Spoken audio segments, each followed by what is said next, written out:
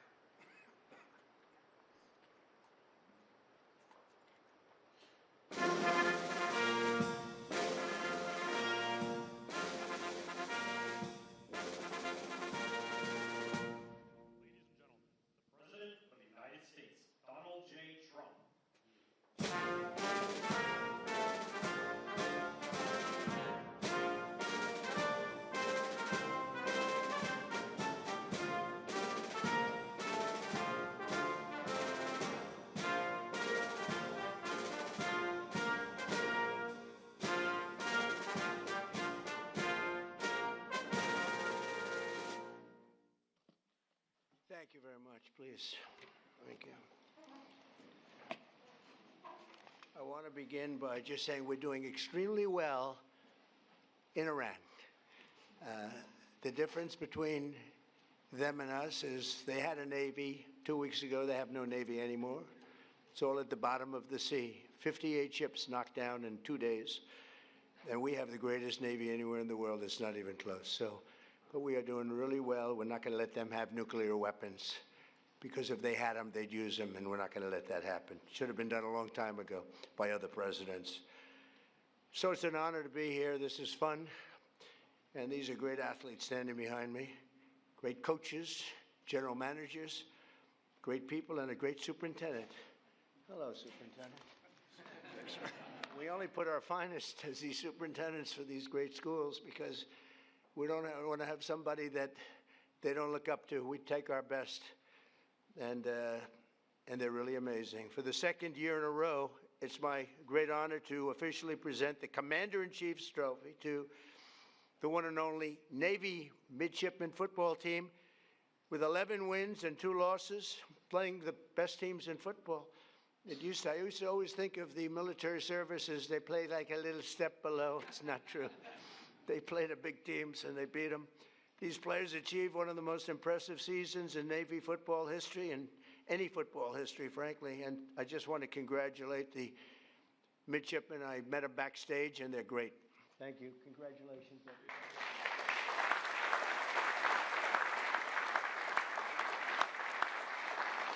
You know, when I mentioned the Navy that we just destroyed, I said, are they good ships? Yeah, they're great ships. Then I said, why didn't we save them? We could have used them ourselves. They said the difference was they didn't know how to use them. Right, General? They didn't know how to use them. They had no idea. But I want to recognize Navy Athletic Director Michael Kelly, who has just done an incredible job. Thank you very much. He looks like a Kelly. He's definitely a Kelly. Along with head coach Brian Newberry, fantastic coach, Brian. He's off to the second best start for any football coach in school history. What's second? Who's first? It's pretty good. That must have been a Roger Staubach here, maybe, or something. Because I tell you what, I got to watch Roger Staubach, and he was something. He was like, I had to say, I've said it, and some people were insulted by it, but it was like a man playing with children. He would single-handedly win those games. It was incredible. Thanks as well to your superintendent, Lieutenant General Michael Borg-Schulte, who is an accomplished Navy linebacker, a very good one, back in the day. We're also pleased to be joined by Secretary of War Pete Hegseth. Now, I don't know if Pete's here because I actually told him he had an option, be in the sit room, you know, the famous situation, or be up here. And if it's okay, I told him, but I think he has 2 very beautiful sons up here, to the best, Boone and Jackson. Are you 2 guys? Well, I told your father, just be in the situation room. We're okay with that, right? I think so, right, Coach? Coach, I think you're okay. So Boone and Jackson, someday you'll be on this team maybe, right? Would you be a Navy, Army, Air Force? Which one? Take Navy. Just say Navy, okay? I don't want to get them in trouble. And your father's doing a fantastic job. And also the chairman of the Joint Chiefs of Staff, Dan Kane. So Dan is unbelievable, and I picked him for a reason because I was told it would take 5 years to beat ISIS by our television generals. You know, there's a big difference between generals, just like there is between coaches and everything else. They said, sir, 5 years, and I went to Iraq because I didn't understand why 5 years, and I met this general. And his name was Dan Kane. I said, what's your name? He said, Raisin, sir. I said, really, Raisin? What is that? Raisin? Oh, it's just my nickname, sir. What's your last name? Kane. I said, your name's Raisin Kane? I love you. You're the guy I'm looking for. And it turned out to be right. So they told me it was going to take 4 to 5 years to knock out ISIS. And now I'm in Iraq. I come down, I meet him, some other generals. He was the boss. And I said, how long would it take for you to knock out ISIS? He said, 4 weeks, sir. I said, 4 weeks? They tell me 4 years, maybe 5. He said, well, Whatever they want, sir. They're the boss. I'm just here. But you can do it in 4 weeks, sir. And you'll have time left over. I said, you got to be kidding. And he explained, and we went through a whole big thing. Well, nobody in this room would be bored by it. Actually, you'd like to hear every word. I tell you every word of it. But bottom line, I said, let me go back. But as I'm leaving, it was very interesting. I'm walking down the stairs, long fight. I had to turn off the lights after spending trillions of dollars. You had to turn the lights off in the plane because you didn't want to be spotted by the enemy. This was something. So we land, and he said, sir, would you like to rest for a while before we have a meeting? I said, I don't have to rest. My name's not Biden. I don't want to, I'm not resting. And we had great meetings. And then I got back on the plane. I said to him, so General, you say 4 weeks. You mean that, right? 4 weeks, sir, and you'll have time left over. He said, I'll call you on Monday when I get back. And I called him. I said, you still feel that way, General? He said, yes, sir. And I let him do it. He did it in less than 4 weeks. He defeated ISIS. It was amazing. What a difference. You know, I always say, what a difference the president makes. The border. They said, it can't be done without Congress. It will take years. We did it in about 3 weeks. We have a border that's now 9 months in a row. Nobody's come into our country illegally. I'm not even sure if that could be right. But the Democrats keep the stats. So they say, I mean, they have 0 people came in through our border. You see it, right? And I said, the president makes a big difference. Well, the generals make a big difference too. But I told him, I said, Dan, if you don't mind, stay in the Situation Room and you watch all those attacks that we're hitting those guys with, and they don't know what's happening. Their Navy's gone, their Air Force is gone, their anti-aircraft is all gone, it's all gone, their radar is all gone, their leaders are all gone, the next set of leaders are all gone, and the next set of leaders are mostly gone. And now nobody wants to be a leader over there anymore. We're having a hard time. We want to talk to them, and there's nobody to talk to. We have nobody to talk to, and you know what? We like it that way. And we have many other distinguished members of the United States military, but I want to tell you, Hegseth is doing a great job, and Raising Cane is doing a great job, as good as anybody's ever seen. Don't forget, we had Venezuela. That was the beginning where people started to see the talent. I rebuilt the military and built it, frankly, including Space Force, but I rebuilt the military in my first term. I didn't think I'd be using it this much, but I'm glad I rebuilt it because we can't let these lunatics have nuclear weapons because they were going to use them. They'd use them fast. One of the ways you know that is when this whole thing started, they started shooting missiles all over the Middle East at countries that were basically not involved because they wanted to take over the Middle East. And if they had a nuclear weapon, they would have used it. The only question would have been the first hour or the first day. That's the only question. They would have used it. And if they can use a nuclear weapon, the world would have been in big trouble. We had to stop. It should have been done long ago. I also want to thank FCC Chairman Brendan Carr, perhaps the most powerful man in this room. You are doing some job. He's trying to keep the fake news. He's trying to make the fake news real and respected again, which is not an easy job, but you're doing a really amazing job. First time that's happened in 25 years. So I congratulate you and everybody in the room. Everybody in this whole country is watching what you're doing, and we appreciate it. When a man can get elected in a landslide, winning think of it, 7 swing states, win them all. We win the popular vote. We win the Electoral College by a tremendous amount. We win the counties by 82 or 84%. And I got no good press. Think of it. Only one thing, that only means one thing. These people are not respected. They're just not respected, and we have to have a press that's respected. When you can win an election where they say that I got 94% bad press, think of it, the other side got 94% good press. When they can get 94% and you win in a landslide, that means the press is not respected. People have no confidence in, so you're doing a fantastic job. Senators Todd Young and Dan Sullivan, great senators, wherever you may be. You're here someplace. Where are you? Hello, fellas. Good senators.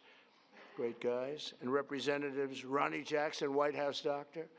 He served 3 presidents. He said he had Barack Hussein Obama. Have you heard of Barack Hussein Obama? You had Obama. I didn't want to talk about Biden, but he said, and you had Bush. You had young Bush, I call him, young Bush. I was not a fan, but that's all right. But the press asked him, who was the healthiest of the three? Doc Ronnie, stand up, Doc Ronnie. There's a big deal. Took a lot of heat for this. They said, no, most guys would say, well, we don't want to talk about that. They said, who's the healthiest of the three? He said, President Donald J. Trump by far. If he didn't eat junk food, he'd live to 200 years old, he said.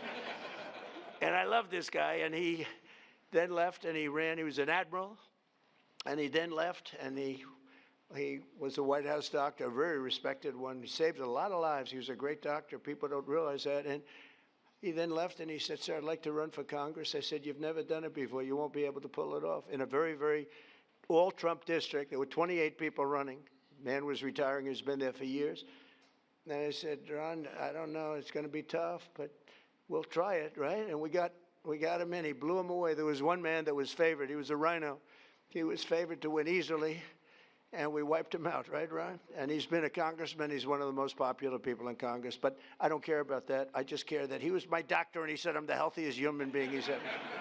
Ronnie, am I healthier than these guys back here? Yes, sir. Oh, thank you. All right. See, this is why I like him.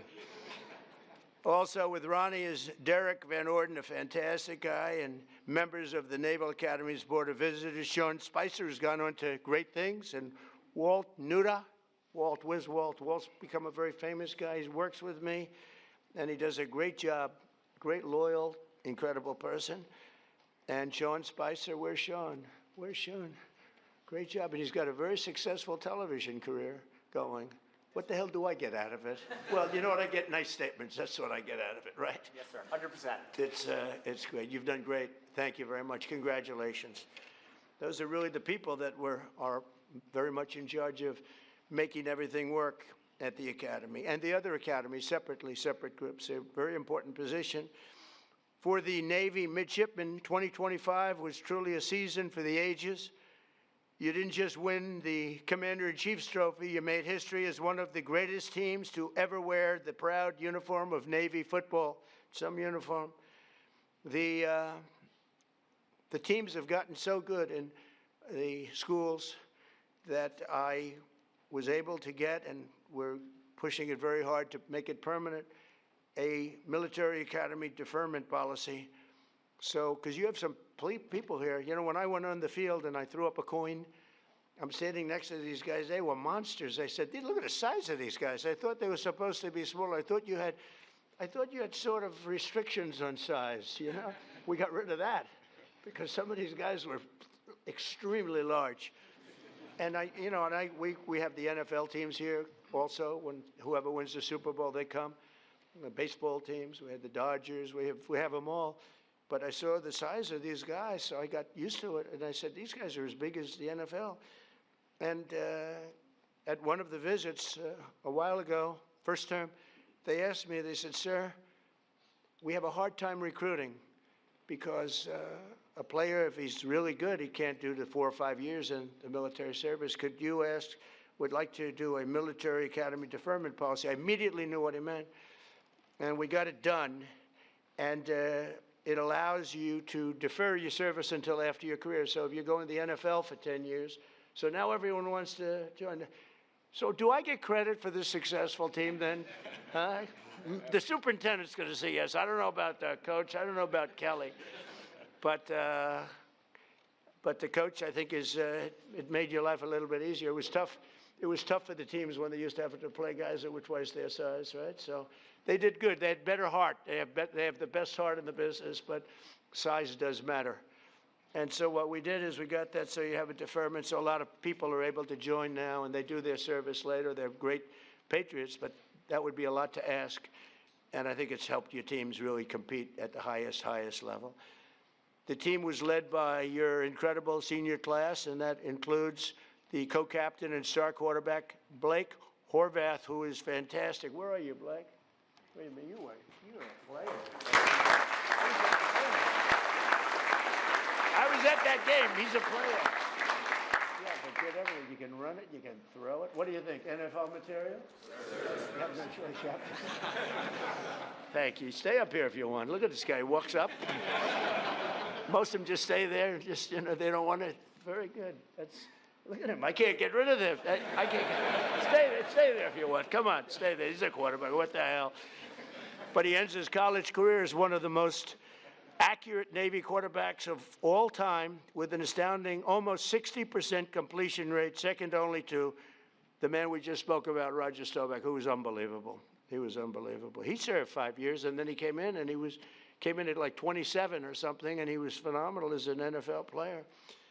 Likewise, senior wide receiver Eli Haydenreich scorched opposing defenses all year long. They've been writing about him, a lot of stories, setting a school record for receiving touchdowns, and you do need a quarterback for that. Where's Eli? Where's Eli? Come here, Eli. Get over here. Look at the size of this guy.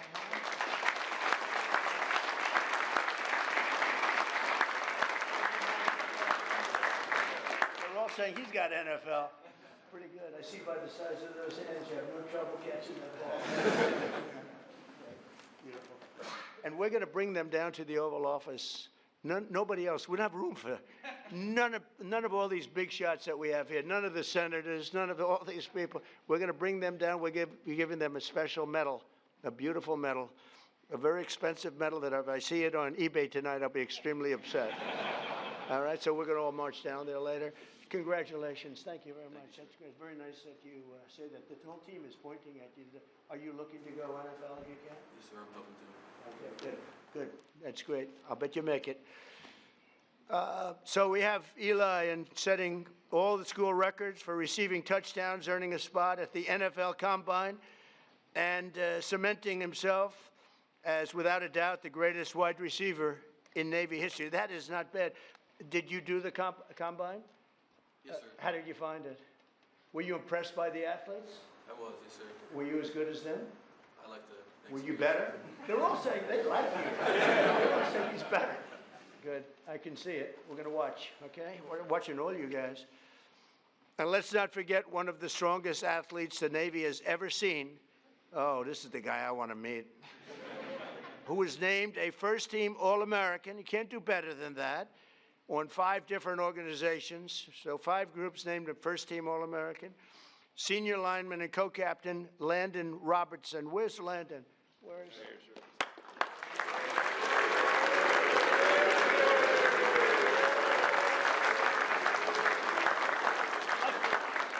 his arms are like steel. It just hurt my head. I hit his muscle. It's like steel. You think I can take him in a fight? Thank you. Congratulations. That's fantastic. So listen to this about Landon with a 665-pound squat and a 465-pound bench press. What about women playing in men's sports? Think we could have a woman take your position? Is there a woman out there? I don't think so. You know, we're trying to end that. No men. Think of it. No men in women's sports. Maybe I'll put Landon in women's sports for a little while. How ridiculous. I mean, you know, they say that's an 80-20 issue. No. That's a 99% issue. It's amazing. Thank goodness the Democrats keep pushing these things. Open borders, transgender for everybody, and they want to have men playing women's sports. So Landon has some really big records, and he's so strong that the team had to special order a longer barbell. I see, because the barbell would break. That's crazy. Is he the strongest one of the team? Huh? No doubt with all you big, strong guys. Look at this guy again. What do you think, man?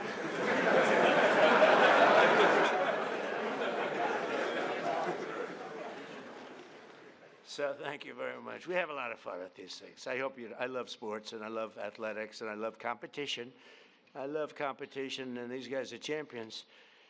But perhaps no single player better represents the heart and soul of this team than your 5'9", 174. I love those guys.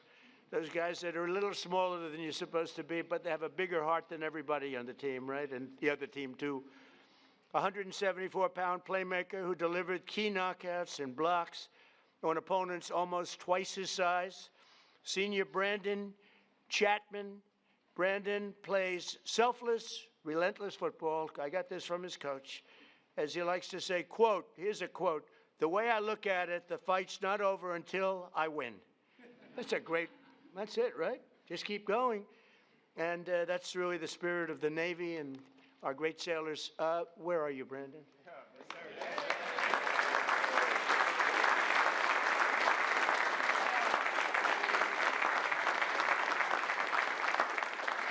They love him. Boy, I tell you, you don't have players like that. You don't win. You just can't win. You need people like Brandon, and they all have that big heart. It's very tough when you get into that elite group. When you beat those schools that are big and powerful, it's a pretty amazing thing. This group of winners opposed and opened the 2025 season with 7 straight victories, including a thrilling win over one of your top rivals. It's always tough, too, Air Force. Coach, Air Force is always tough. What is that? I mean, they're always tough. You beat them, but they always seem to have a good record, and they always seem to do well, right? But no problem with this team, right? What was the score you won by, Coach? Was it a close game or not that close? We won by 3. 1 by 3. You won a couple of close ones, but you won. Doesn't really matter as long as you win, right? So that's great, Coach. But as every Navy football player knows, you don't make it to the White House unless you also triumph over Army on that second Saturday of December, which is the whole deal. I was at that game. It was amazing. It was an amazing game. The spirit. And I have to say, they introduced Trump, the place went crazy. There were no, let's give a little boo. There wasn't a boo in the house. Even the fake news couldn't say. I've gone to games where I would say I got 97%, but there might be one person, boo, boo. They cover that person. They interview that person. That person becomes a star. But they couldn't find any person at that game. That was some game. It was some scene in the historic 126 Army-Navy football game.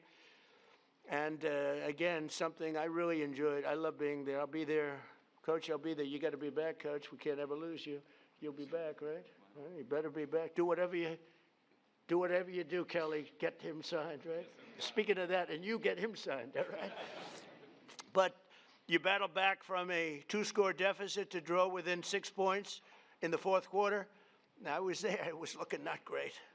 It was not looking great. Fellas, you know, I can't say I was rooting for you, but I did want to see that commander-in-chief deal. Is a big deal, right? And it only happens if you win, and it wasn't looking great. With time slipping away, Navy mounted one final drive, and you marched downfield, nearing the goal line after running back Alex Teska broke loose into the secondary, which was amazing, for a huge 24-yard gain. Okay, where's Alex? Where's Alex? I saw Alex before.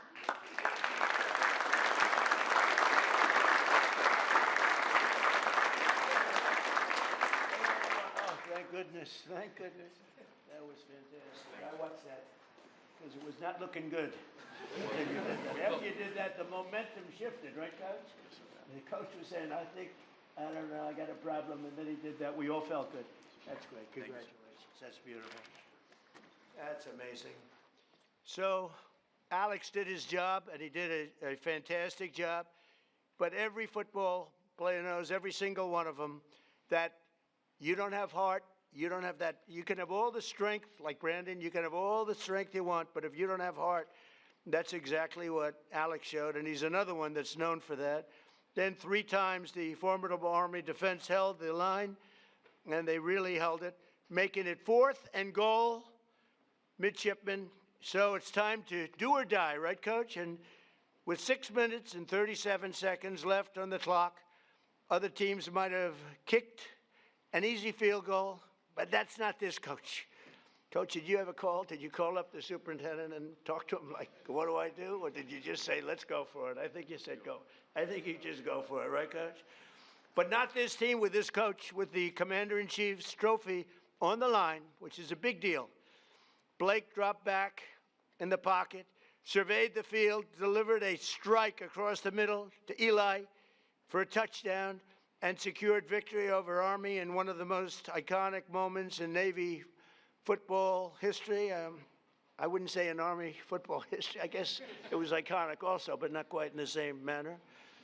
But I watched that. That was incredible. The annual Army-Navy game is truly one of the most special occasions in all of sports, but in recent years, the college football playoff expansion has encroached on this sacred 4-hour time slot traditionally reserved for Army-Navy. So, what did I do? I went out. I don't know if I could have pulled it off. I have much more power in my second term, don't you think? What do you think? Would you say, Brendan?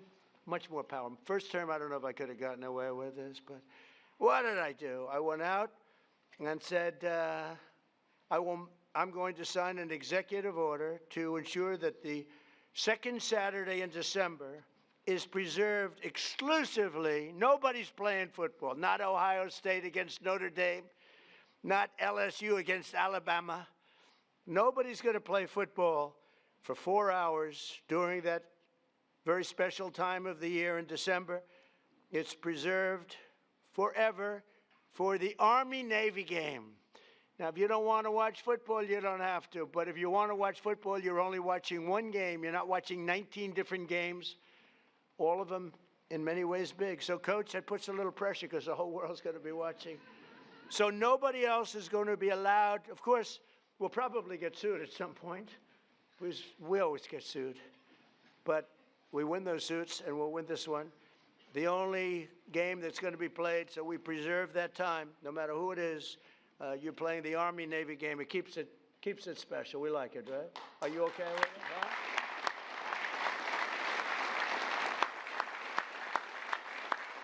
And just simply, we don't want other college football games over, playing over us. And frankly, I'd always watch the Army-Navy game anyway, but you don't know. You get some of these games, they're pretty tough, and pretty good, and they're pretty tough. And they'll be able to play, but they'll play after 7 o'clock, I think. We brought it all the way up to 7 o'clock, so that should give you plenty of time, even if you have a little overtime stuff. So it's great. It's just an honor to do because it's such an important tradition of our country. It's beyond football, actually. It's a tradition of our country. In 2 short months, the 28 seniors on this team will be commissioned as officers in the greatest military the world has ever seen. We're the greatest military in the world, the strongest, the greatest, and we're proving that when you can take Venezuela in a matter of minutes, put somebody on a helicopter that was well guarded with thousands of people with iron doors. Those doors were like plastic. The United States Navy, the Marines, the whole military, we have the greatest in the world. I was so proud of what I did, and I always loved Space Force because that was my baby. That has never happened. That hasn't happened in 81 years, a new force, and it hadn't happened. And I think we all agree that Space Force has become, you think, right? Very important to the success that we're having even now.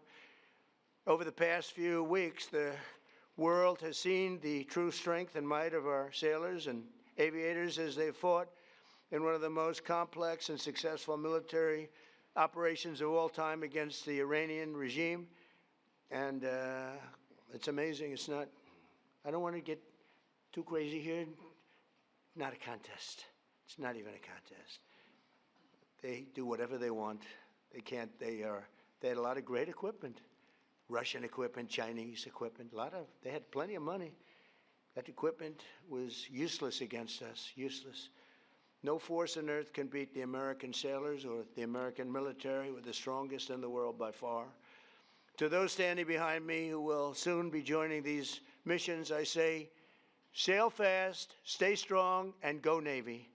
And I just want to congratulate again this incredible team on the win of this trophy. It's not often that this trophy gets presented. You have to have a very special year to get it.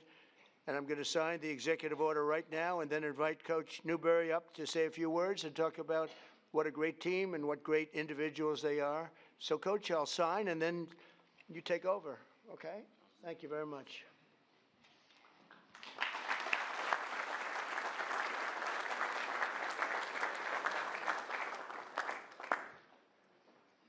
This is not an auto pen. Imagine taking it and say, would you please have this signed? Somehow, I don't know how they got by that. It didn't work. Let's go.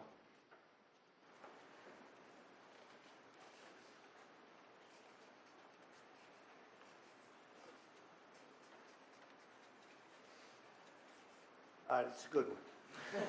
We rate them. That's close to a 10, maybe a 10. See, fellas, you can see it first.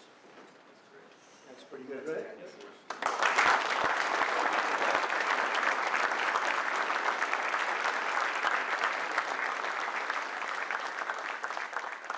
What I'll do is I'll give these out also, because Bill passed them around. But you're going to get them down at the office. You're going to get that up there for a mistake.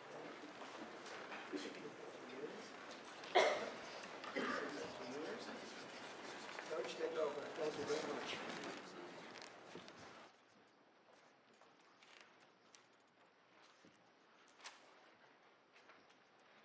Good morning. Thank you, Mr. President. Thank you for signing that executive order, protecting the sanctity of the Army-Navy game. It's a game with a soul, and it deserves to be protected. Thank you very much. Thank you to you and your staff, your gracious hospitality, and for making today's ceremony possible. And thank you to the distinguished guests and everyone in attendance for being here to recognize this team and this exceptional group of young men. On behalf of our players, our staff and their families, our superintendent, General Michael Bugschulte, and our athletic director, Michael Kelly, it is truly an honor to be here. We're grateful and humbled to be back again. As I shared last year, it's been our goal to return to this stage many times during your tenure, Mr. President. There's no higher honor in our program than standing here representing the Naval Academy, the entire brigade of midshipmen, the Brotherhood, and all the men and women who serve and have served in our Navy and Marine Corps. These young men understand that wearing the Navy uniform comes with a responsibility greater than football. Each day they strive to live up to the core values of honor, courage, and commitment, and the standards of those who came before them. Leaders of character who have gone on to serve our country with distinction. What they accomplished this season is a direct result of that ethos and mindset.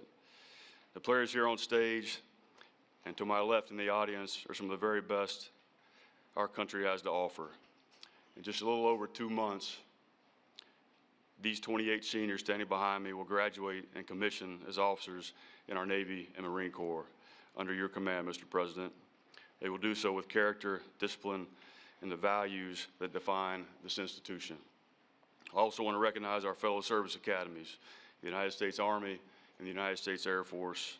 The rivalry we share is among the greatest traditions in college football, but it is grounded in deep and enduring respect, because we know that one day many of these young men may stand shoulder to shoulder in defense of our nation. The Commander-in-Chief's trophy represents the commitment, discipline, teamwork that define the future leaders and warfighters of our armed forces. Every day our players balance the demands of Division I athletics with the responsibility of preparing to serve as officers. That challenge forges the character this trophy represents. In our view, it is the most meaningful and honorable trophy in all of college sports. To our families, alumni, and the countless people who support the Naval Academy, thank you. Your belief in these young men and what this institution stands for makes moments like this possible and special. Mr. President, thank you for hosting us today and for your continued support of the men and women who serve our great country. This time, I'd like to bring our two captains, Landon Robinson and Blake Horvath, up to present you with a couple of gifts. Great. Thank you.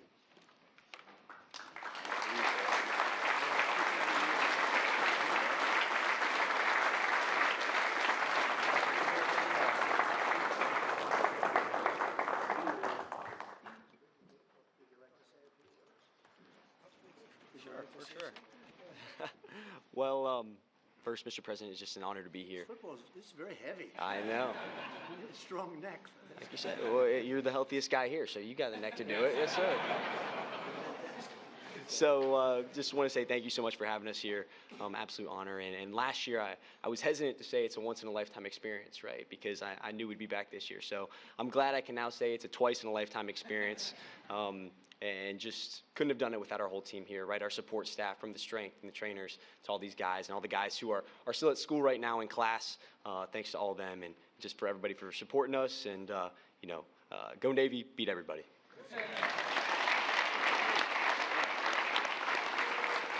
Absolutely. You know, first off, thank you, Mr. President, for the opportunity to be here. Blake said most of it, but I'm just so thankful to all my teammates and all my coaches for all the hard work they've put in. It's very hard to go 11-2 in a season, but I couldn't be more proud to play for Navy football, and I couldn't be more proud to represent the United States Naval Academy. So go Navy, beat Army forever.